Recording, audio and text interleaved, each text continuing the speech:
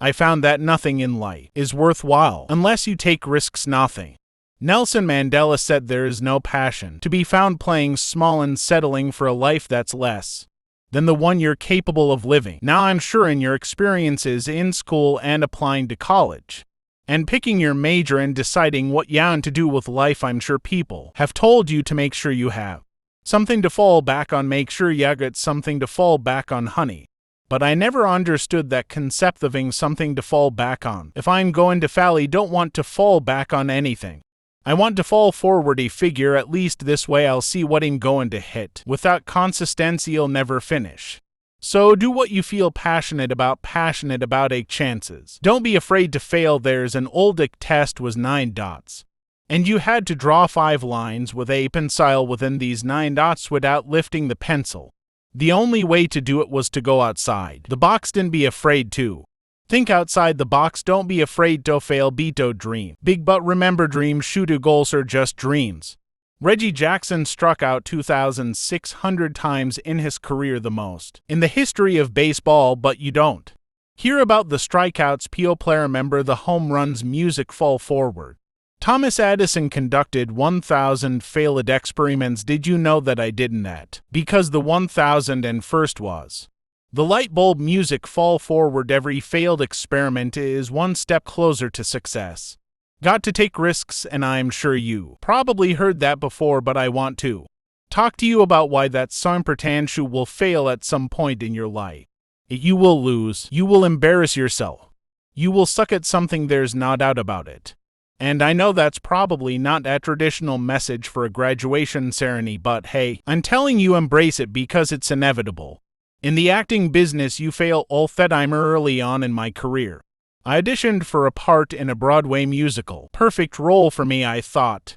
Except for the fact that I can't sing. He didn't get the job, but here's the thing, he didn't quit. I didn't fall back. He walked out of there to prepare for the next audition and the next audition and the next audition. He prayed. And I prayed, but I continued to fail and fail. And fail, but it didn't matter because you know what, there's an old saying, you hang around the barber shop long enough, sooner or later you're gonna get a haircut, so you will catch a break. And I did catch a break. Last year he did a play called Fences on Broadway.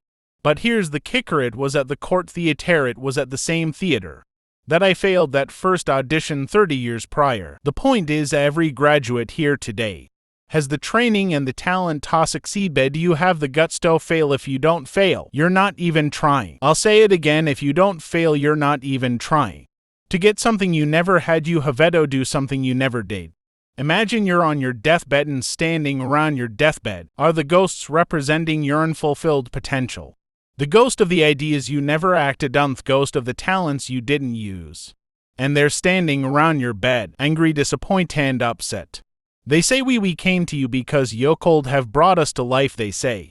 And now we have to go to the grave together. So I ask you today, how many ghosts are going to be around your bed when your time comes? Music. I just got back from South Africa. It's a beautiful country, but there are places there with terrible deprivate poverty that need help. And Africa is just the tip of the iceberg. The Middle East needs your help. Piapa needs your help. Alabama needs your help. Tennessee needs your help. Louisiana needs your help. Philadelphia needs your help.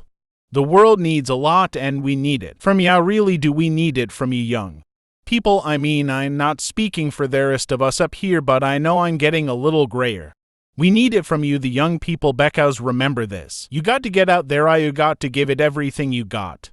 Whether it's your time or your talent, your purse or your treasures. What are you going to do with what you have? I'm not talking about how much you have. Some of you are business majors, some of you are theologians, nurses, sociologists. Some of you have money, some of you have patience, some of you have kindness, some of you have loved, some of you have the gift of long-suffering. Whatever it is, whatever your gift is, what are you going to do with what you have? Alright, now here's my last point about failure. Seminimus, it's the best way to figure out where you're going. Your life will never be a straight path. He began at Fordham University as a pre-med student. I took a course called the Cardiac Morphogenesis. I couldn't read it. I couldn't say it. I surely couldn't pass it, so then I decided to go into pre-law.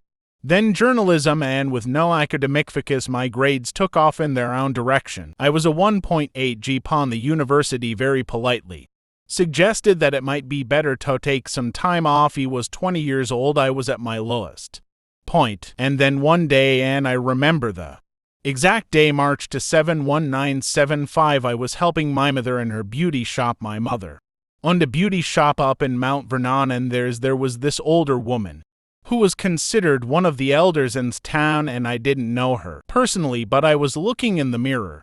And every time I looked in the mirror, I could see her behind me, and she was staring at me.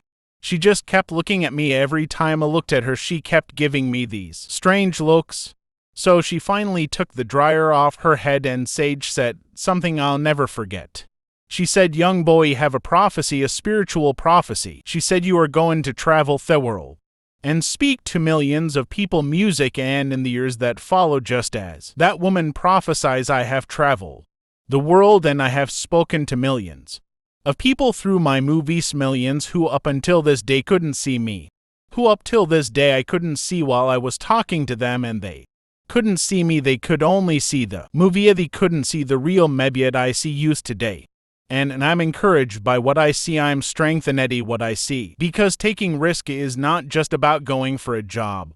It's also about knowing what you know and what you don't know. It's about being open to people and to ideas, chances you take, the people you meet, people you love, faith that you have. That's what's going to define you. Never be discouraged, never hold back, give everything you got. And when you fall throughout life, remember this: fall forward. Goodbye, meet in next video.